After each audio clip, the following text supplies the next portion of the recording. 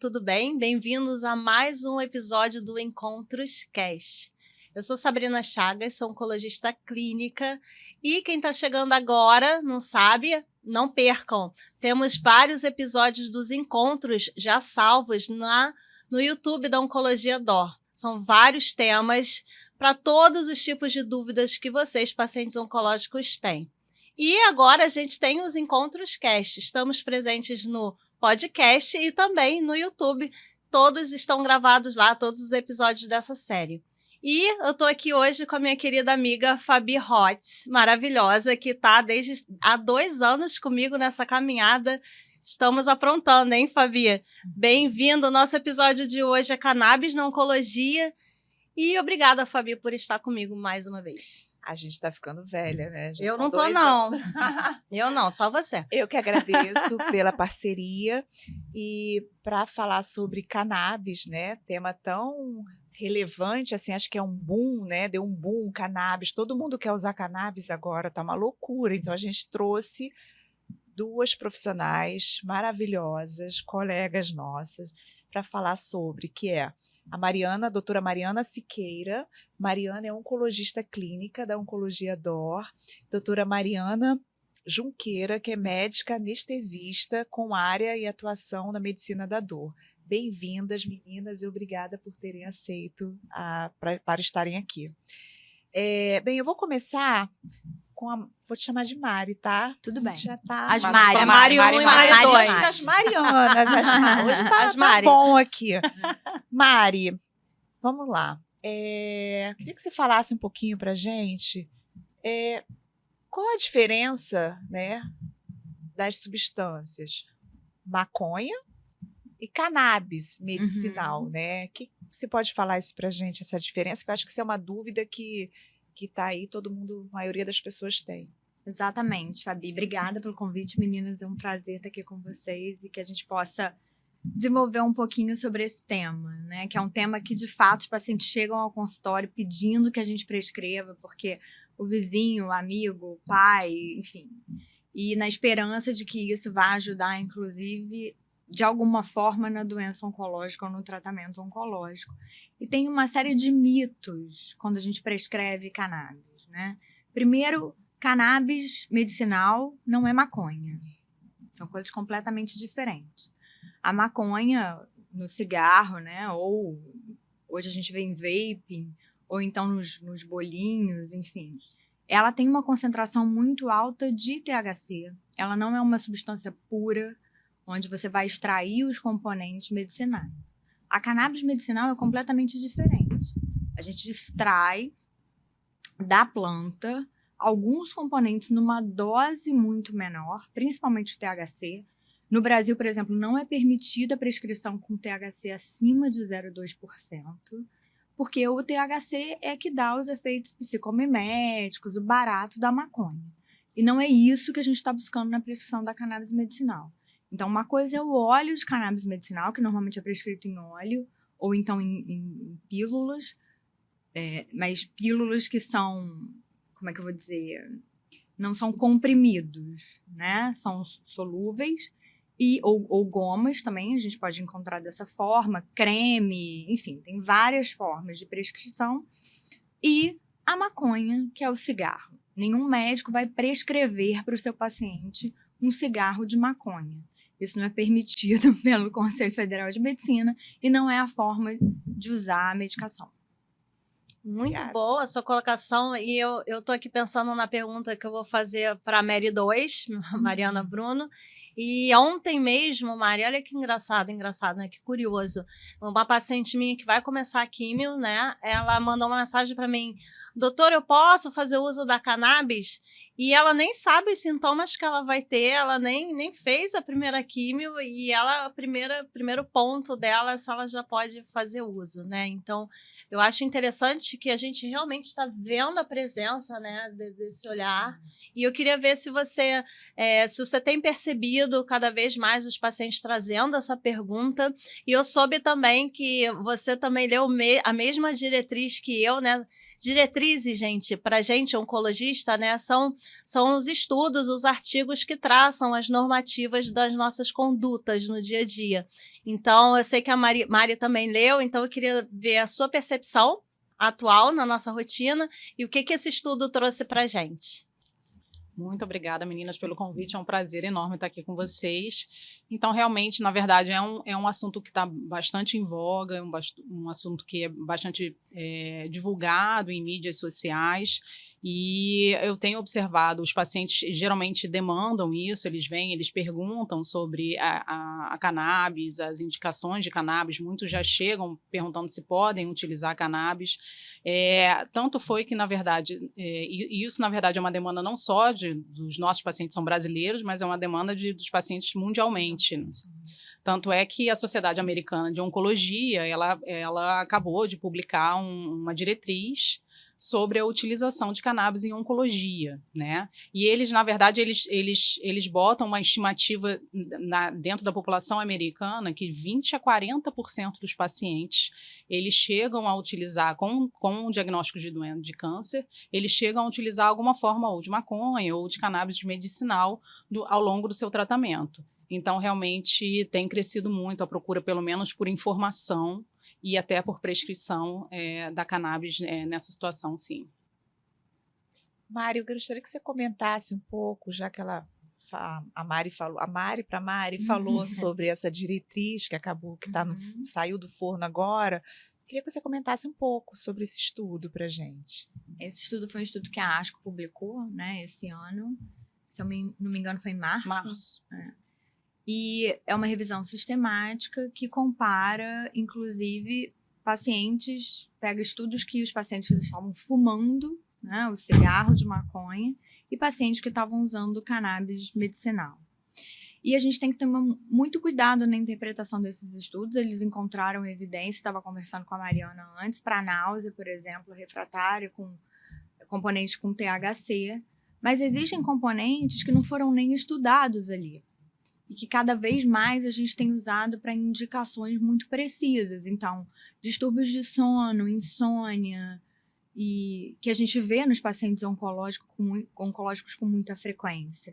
Então, o componente, por exemplo, que é o canabinol, ele não foi nem abordado nesse estudo. E é o componente mais indicado para distúrbios de sono.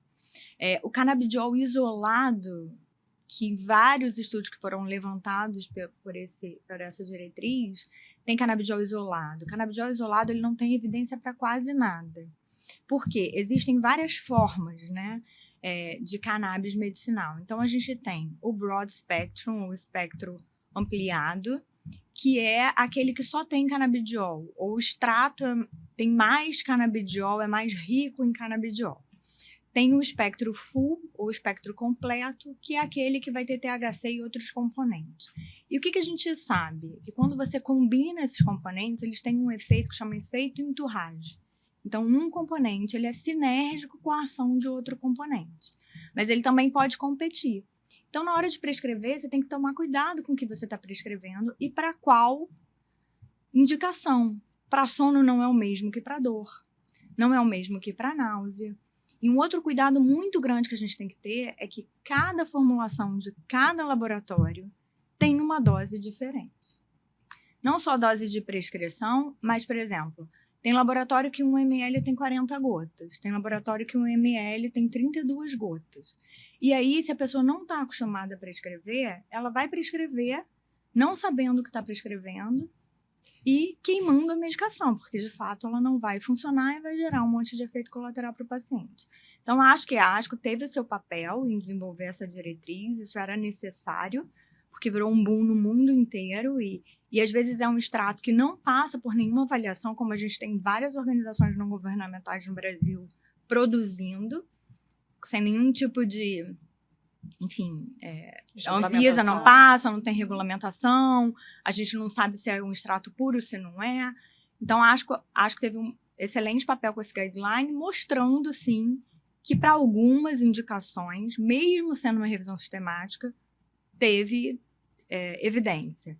Mas eu acho que a gente tem que pegar estudos menores, por exemplo, para câncer de mama e sudorese, fogachos, menopausa precoce. Será que tem evidência? Distúrbios de sono com uso em pacientes com câncer de mama que estão usando tamoxifeno, anastrozol. Será que tem evidência? E aí sim, a gente vai ter um olhar mais acurado para a evidência da cannabis medicinal. Não comparando, porque você compara banana com laranja, né? Comparar o cigarro com o extrato da planta com componentes que hoje a gente sabe que tem que ter sinergia. E é interessante, né, que na nossa rotina é muito comum as pacientes nem comentarem sobre algumas abordagens que elas usam, né? Então, são muitos chás, são muitas ervas. E muitas vezes nem o oncologista pergunta, né? Porque a gente pergunta o que a paciente está usando e ela só tem os remédios, muitas vezes. Muitas vezes as pacientes recebem de alguém, é só um chá, vou fazer uso. É só um óleozinho, é só um óleozinho, é só um óleozinho. E acabam que a gente não sabe a procedência dessas ervas e tudo. E a gente sabe que tem muitos chás que interagem com o tratamento oncológico, tem muitos antioxidantes, né, que também podem até atrapalhar a eficácia da quimioterapia, e a gente vê que a nossa rotina, principalmente aqui no Brasil e nos Estados Unidos também, vê aquela embalagem cheia de pílula, cheia de vitamina, polivitamínico, eu vou tomar aquilo, deve fazer bem para a imunidade, né, isso é tão frequente. Mas a gente sabe que a gente tem algumas restrições, por exemplo, aqui quando a gente fala de cannabis, né, Mari? Eu queria que você falasse um pouco sobre isso. Na verdade, sim, essa diretriz fez, pelo menos a mim, né, fez eu pensar realmente como abordar esses pacientes, assim, porque geralmente é o paciente que chega até a gente com a demanda para o cannabis. Dificilmente a gente pergunta, às vezes até por vergonha, tal, enfim, medo de ser mal interpretado, a gente pergunta ativamente se ele está utilizando. E eu acho que é importante a gente perguntar isso para o paciente, porque realmente o cannabis pode interagir com algumas medicações, algumas já estudadas e conhecidas, como, por exemplo, os anticoagulantes. A gente sabe que o cannabis ele pode interagir com a varfarina, que é um anticoagulante que é muito utilizado. E a outra questão também que foi levantada até na diretriz é a interação com a imunoterapia. A gente sabe que o cannabis medicinal ele tem uma propriedade imunomoduladora, até anti-inflamatória. E isso, já em estudos pequenos, mostrou interferir na ação da imunoterapia nos pacientes com câncer. Então, geralmente, assim, são pacientes para a gente realmente tomar cuidado e indicar o canabidiol, eventualmente a gente não indica o canabidiol isolado, né, mas a cannabis medicinal. E então é importante que a gente tenha conhecimento do que o paciente está fazendo. Outra coisa também é com relação à dose, né? Como a Mari comentou, as doses são muito variadas e tem algumas dessas formulações, por exemplo, que nem passam por regulamentação. E eles também comentam na diretriz que doses acima de 300 miligramas por dia não foram estudadas em estudo clínico, podem interferir com a função do fígado do paciente, pode alterar enzimas hepáticas e não devem ser prescritas. Então... E a gente usa drogas, né, que são metabolizadas, né, quimioterápicos, que são metabolizados pelo fígado, né? Então fica esse alarde. Exatamente. Já, na verdade, a melhor evidência que a gente tem para a utilização de cannabis em oncologia hoje, a mais robusta evidência, não que a gente não tenha para as outras indicações, mas a mais robusta evidência que a gente tem é no efeito para controlar náusea pós-quimioterapia. Mas a cannabis, ela é sempre um adjuvante. O paciente ele tem que estar utilizando já as outras medicações para enjoo, sem melhora, e aí a gente utiliza também a cannabis para poder complementar o controle da náusea após quimioterapia. E tem estudos mostrando que, por exemplo, com os quimioterápicos pelo menos mais comuns, que são os que dão mais náusea, que parece que não tem interação negativa, né, com o quimioterápico. Essa interação negativa, até o momento, é descrita com imunoterapia. Só pegando o gancho, Mari, realmente não é uma medicação pura para nenhuma indicação. É uma medicação adjuvante em todas as indicações. Então, ela é adjuvante para sono, ela é adjuvante para dor. Muitos pacientes chegam no consultório falando, eu não quero usar mais nada, eu só quero usar cannabis medicinal. Eu não quero fazer mais um procedimento, eu quero usar cannabis medicinal. Não funciona assim, né? Essa coisa de medicina canábica, não existe um medicamento que é uma bala de prata em medicina, para nenhuma indicação. Então, acho que os pacientes têm que ser educados e a família nesse sentido. Olha, eu posso até te prescrever com uma indicação precisa, começando com uma dose baixa, que é outra coisa muito importante também, né? Tem uma máxima que é start low and go slow. Então, você começa com uma dose muito baixa, você vai vendo a tolerância. Raramente a gente passa de uma dose de 100 miligramas para indicações como náusea, dor, sono, enfim. É interessante você falar isso, né? Porque muita gente chama como se fosse um tratamento alternativo. E não é. Tratamento alternativo é quando a gente abre mão do tratamento convencional para fazer algo, né, que a gente não sabe nem se tem evidência. Então, quando a gente pensa em adoção, né, da cannabis, a gente está falando de algo complementar, né? Que a gente está fazendo o tratamento todo que é indicado pelo profissional de saúde e a gente está acrescentando algo para melhorar os efeitos colaterais do tratamento, melhorar a qualidade de vida como um todo. Outra questão também que é importante a gente frisar é que a cannabis ela não tem um efeito anti-câncer. Exatamente. Ela não trata o câncer. Isso. Ela ajuda no controle de sintomas que vêm junto com a doença ou eventualmente que vêm ocasionados pelo tratamento. E pode atrapalhar, inclusive, no tratamento do câncer, dependendo da dose ou na anticoagulação. Então, a gente tem que sempre... Quem vai prescrever, se não for um oncologista, tem que sempre ligar, falar com o oncologista daquele paciente, né? Perfeito, Maris. E assim, aproveitando, eu vou falar assim da minha pequena prática clínica com cannabis, mas assim, o que eu vejo na minha experiência, principalmente os pacientes paliativos, terminais em fase, tem alguns pacientes até que foram da Mari e estavam fazendo uso do cannabis e assim, a resposta junto com as outras medicações, é claro, mas os pacientes relatavam melhora do sono, melhora do apetite, melhora do humor, né? Então, é bem bacana. E, aproveitando, queria fazer uma pergunta que eu tenho dúvida, e acredito que todos vocês também devem ter, que estão assistindo a gente, quem pode prescrever o cannabis? Uhum. Além de todos esses dor, náusea, insônia que vocês falaram, mais alguma outra indicação, Mari, que você prescreve o cannabis e aonde é de fácil acesso, onde comprar, tem aqui no Brasil já, porque há pouco tempo só se importava o cannabis, né? Esses componentes mais novos, a maioria a gente só consegue importando ainda, tá? Já é liberado pela Anvisa, mas precisa importar. Na farmácia já tem algumas formulações que a gente consegue prescrever e o paciente consegue comprar. Para náusea, por exemplo, que é canabidiol com THC, você encontra facilmente na farmácia. Esses para indução de sono é mais difícil. Tem que tomar muito cuidado na hora de comprar. E normalmente o médico ou o dentista, que são as pessoas que podem prescrever, tem que dizer para o paciente qual é o laboratório, qual é a dose, tomar cuidado com a prescrição, como eu tinha dito anteriormente. Náuseas e vômitos, né? Insônia, dor. A principal indicação, que a gente não está falando de paciente oncológico e que tem uma evidência robusta, é para epilepsia refratária, principalmente em crianças.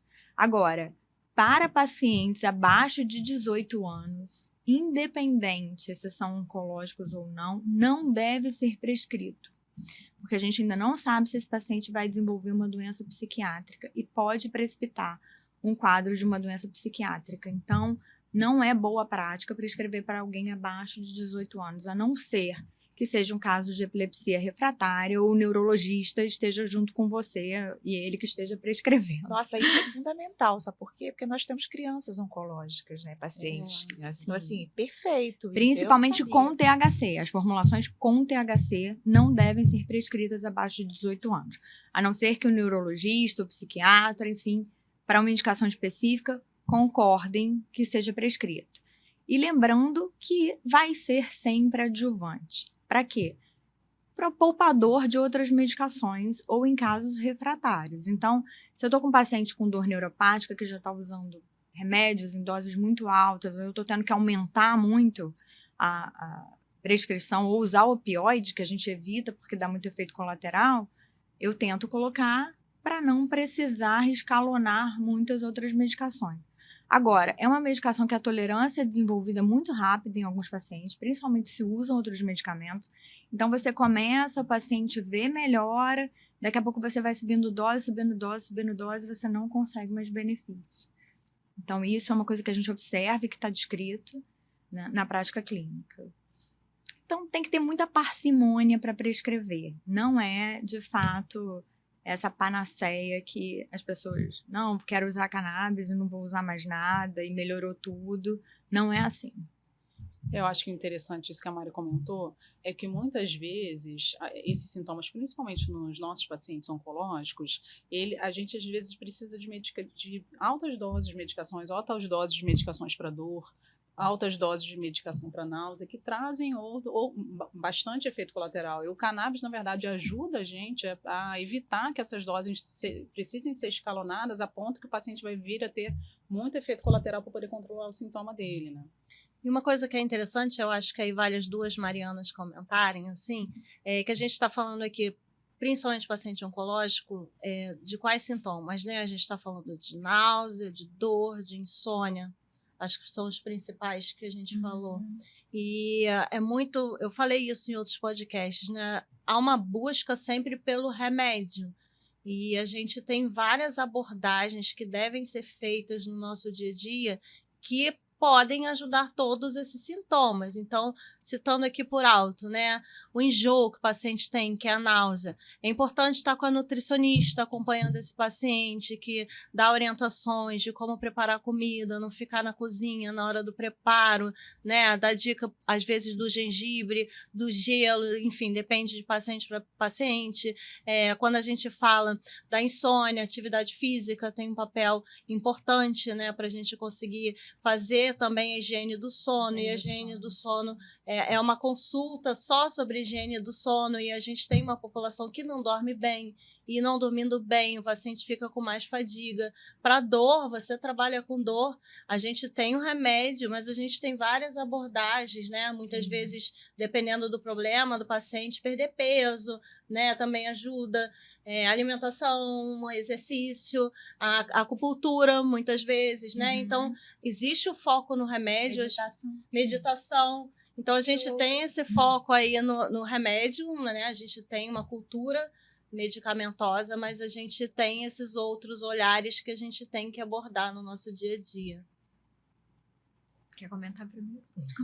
Não, assim, eu acho que essas medidas não farmacológicas são extremamente importantes. Exatamente, não é só o remédio, né? Não adianta.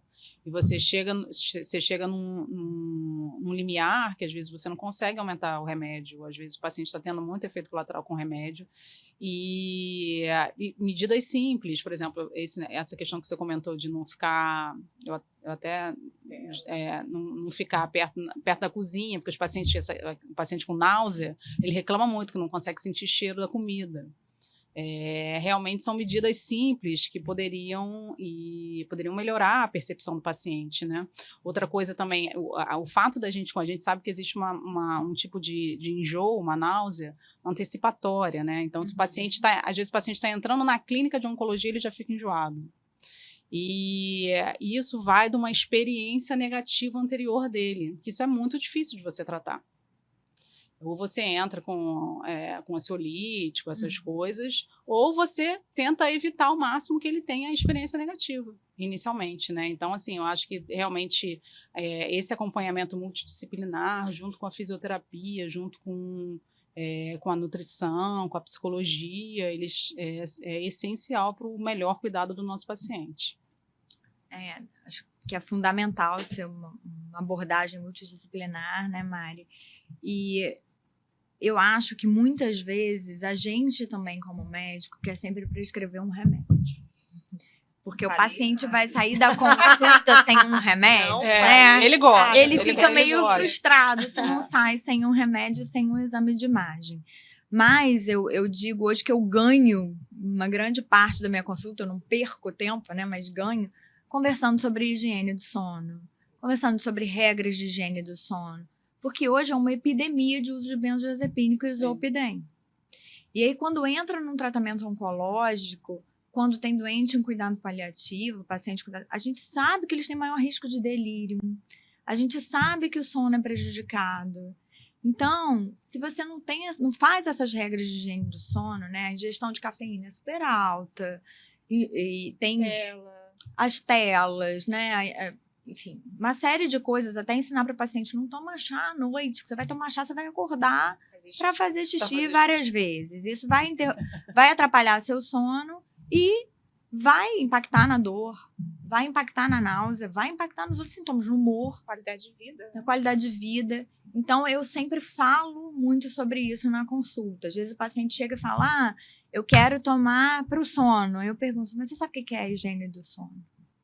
E dou um livro para ler, tem um livro sensacional que é Por que Dormimos, do Matt Walker, que o paciente começa a entender o uso das medicações ali. Mas, de fato, a gente vê que para indução de sono com determinados componentes e para manutenção do sono, chega a ser melhor até do que benzodiazepínico e zolpidem. Porque o zolpidem, principalmente no paciente oncológico, pode piorar sonambulismo, pode dar mais delírio, pode ter um tempo curtíssimo de sono, que são 4, 5 horas, e não é um sono reparador. Ele altera o sono REM. Então, pode ser, sim, uma opção.